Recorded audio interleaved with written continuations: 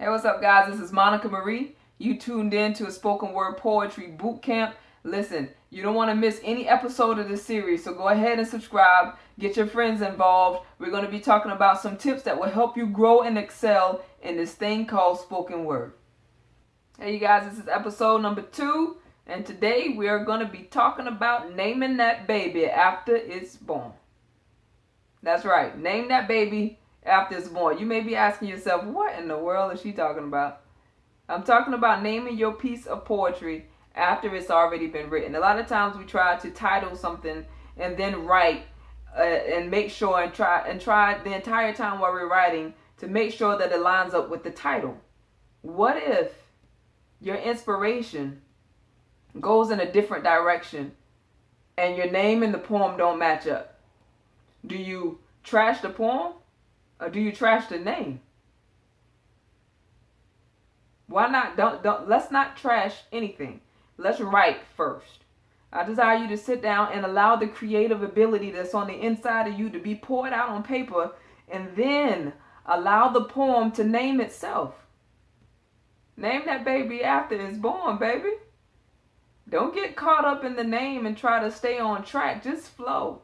Just get in the habit. You've been practicing. On our last episode, we talked about just getting some skin in the game, just writing. We're not talking about naming or writing for any particular reason. I'm just talking about just writing on our first episode. This episode, after you've written the piece, listen, then name it. Don't start out and put yourself in a box by having your creativity or try to fit your creativity into a title. Allow your title to fit your piece.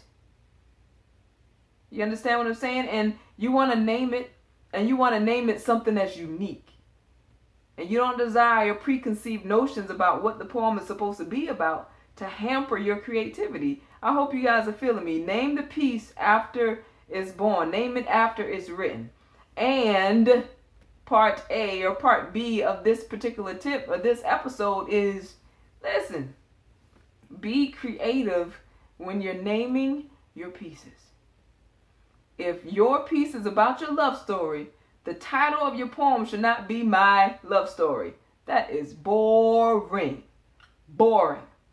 Before you even get started, they already know what the piece is about. You can name it something like, if it's about your love story with whoever your love story is with, whoever your love is, you want to title it something like Train Number 9. Nobody knows what that's about. So now you got them thinking that it's about a train, like you in New York or something, but really it's about, hey, maybe the time when you met your love story started on train number 9 or ended on train number 9 or whatever the case is. Name it something that would cause people to be interested in what the piece is actually about, because you're not giving it up in the title. You know what I'm saying? There's a case in point or an example. I have a piece called Kill That Elephant. Kill that elephant. You should see some of the faces that I get when I say the title of the piece is Kill That Elephant. They have no clue what I'm about to talk about, what I'm about to spit about. You want to know what Kill That Elephant is about? It's about suicide. It's about suicide. It was like, what does elephants have to do with suicide? I name it Kill That Elephant because kill that elephant is a cliche, and it talks about something that in the room, the elephant in the room. You heard about that one?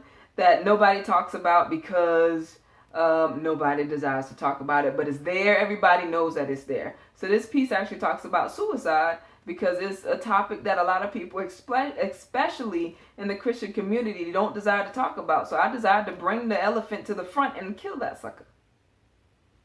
Excuse my vernacular. But I desired to kill it.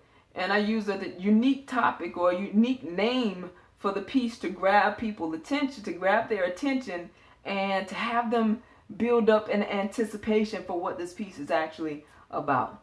So listen, tip number 1, get some skin in the game. You want to go ahead and write.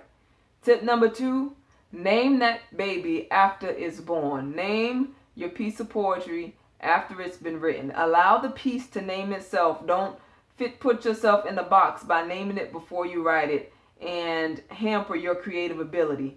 You have all kinds of creativity on the inside of you that you haven't even tapped into.